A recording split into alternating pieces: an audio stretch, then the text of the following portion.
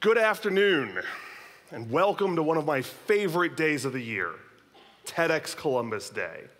This is like Christmas for people who like ideas. Now, as Megan mentioned, I've attended every TEDxColumbus since its inception, as well as being one of about 14 men who attended TEDxColumbus Women 2015. But that experience is an entirely different talk. Apparently, it's not really all that common to go to a lot of TEDx events in a row. And the questions that I get most often from people are, is it still interesting? Do you still get anything out of it? And the answer is a definitive yes. With the breadth of human experience available just within the Columbus community, you're not going to put a dent in that in a couple of afternoons, or a dozen. There's always something new to learn about the people who live around me. But if I had to boil it all down to one lesson, one big takeaway from attending so many events, it would be this: I'm wrong. All the time, and on lots of different topics. Now, this may not sound like an enjoyable experience. Who wants to sit around all afternoon being wrong? But if I have an understanding about something, and that understanding is not actually borne out by the world around me, it may not be immediately obvious. And as adult human beings, we have a tendency to reject information that contradicts our closely held beliefs. Whenever possible, I want to be right. But getting there, particularly as I get older, I find that if I want to be right about something, I first have to figure out how I'm wrong about it. And in the end, I found that I actually rather enjoy the experience of being wrong. I love when a speaker can present an idea in such a way that it's like the whole world spins on its axis 180 degrees and locks into a new alignment, like a click. And over time, I found that the talks that challenged my assumptions about the world around me stuck with me far longer than those that just reinforced them. At TEDxColumbus 2012, Dr. Laura Hill presented her research on eating disorders. Using an fMRI, they could see that when a patient ate food, all the wrong parts of the brain were lighting up. The taste and pleasure and satisfaction centers of the brain stayed flat and unresponsive, leading to a perception that they were just consuming tasteless cardboard. On the other hand, the fear and anxiety centers of the brain light up like a Christmas tree, causing this voice in their head that goes, "Oh my gosh, what are we eating? This tastes terrible. I'm not hungry." Now, this is not exaggeration or confabulation. This is a neurological response to taste input. Click. Now, I did not see that one coming. As a matter of fact, it turns out I was wrong twice on this one. First, I thought I had a pretty good handle on eating disorders. Mental illness, right? The idea that there was a neurological component felt like whiplash. My second mistake was in thinking that the difference between those two should in any way matter to me. Because unless I'm the doctor or their patient, the difference between a psychological disorder and a neurological disorder should be completely irrelevant to me, unless I've internalized some grading system where psychological problems are lower than neurological ones. Discriminating against mental illness can cause these odd little thought patterns that you can kind of watch out for. At TEDxColumbus 2013, Austin Channell, high school student, spoke about losing his chance to be valedictorian because he took choir, a 4.0 class at a school that grades AP classes against a 5.0 scale, and how in this system, if he took choir and got an A, his GPA would be lower than if he just took study hall. Click. Now, we had these 5.0 classes in high school when I was there, and I never heard about anybody having these kinds of problems, not even the valedictorian. So what changed? Well, the number of AP classes. My school offered 2, AP English and AP Calculus. A 5.0 class could cause a nice little bump to your GPA, and everybody's happy. Austin scheduled 5.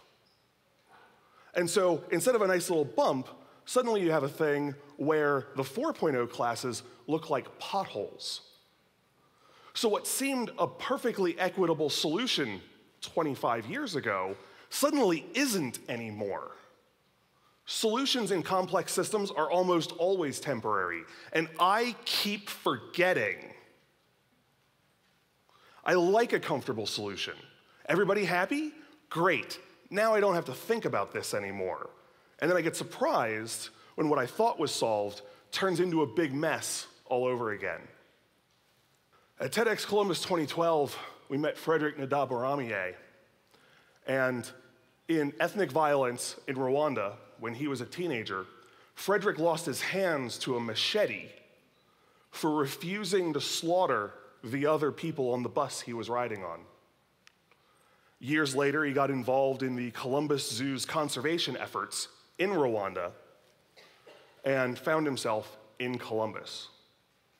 At one point, Frederick was at a coffee shop in Rwanda and met a man who was in the group that took his hands. And the man recognized Frederick. And rather than point this man out to police and have him arrested, Frederick forgives him. And that doesn't click into place. That just spins. Look, I'm a reasonable guy, but I use my hands for a lot. Could I ever forgive somebody for doing that to me? Am I wrong? Okay, what if there was justice? What if this guy was sitting in a jail cell? Could I forgive them then? And if not, is that a real lack in me? Or is Frederick just exceptional? Or perhaps, is Frederick wrong? I'm not suggesting that he doesn't have the right to forgive the guy, but does he have an obligation to turn him into the police because he survived? What if there are dozens or hundreds of other people out there who would like to go for justice, but can't because they're dead? Does Frederick have any obligation to them? Would I? I don't know.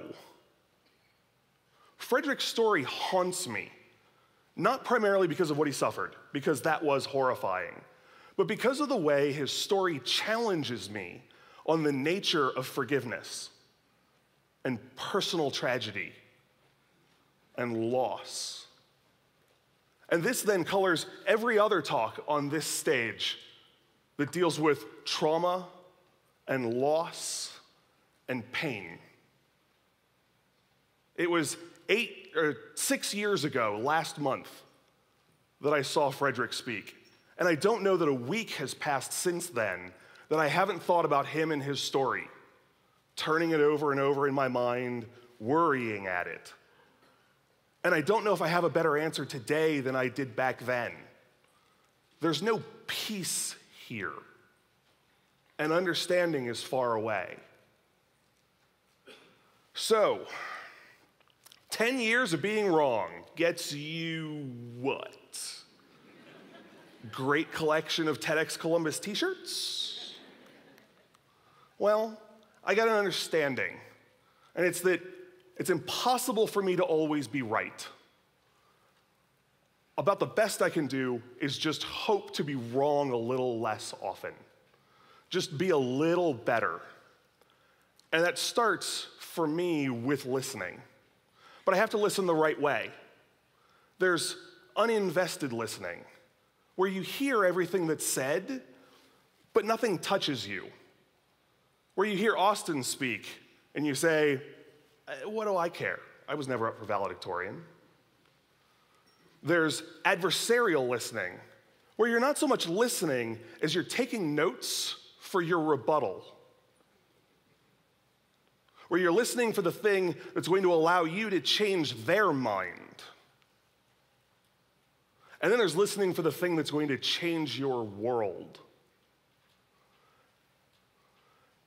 It's wildly different to listen to a talk thinking maybe they're wrong than to think maybe I'm wrong. You'll get something entirely different out of a talk based upon how you listen to it. Now, I don't know about you, but for me, there's a conscious choice that's required to allow my preconceptions to be challenged. And without that choice, without that prior decision, nothing the speaker says is going to break through that wall. Does this speaker have it? The thing that's going to change my perspective. And not every speaker is going to do that for you. But talk to the other attendees during the breaks, and what you'll find is that a speaker who didn't do much for you blew somebody else's mind. Different talks land for different people. So, my hopes for all of you are the following. One, that you'll have an opportunity today to feel profoundly wrong about something. And two, that I'll see each and every one of you back here again next year for TEDxColumbus. Now, the best part about going first is now my talk is over, and I can sneak back into the audience and join you all once again as an attendee. Thank you.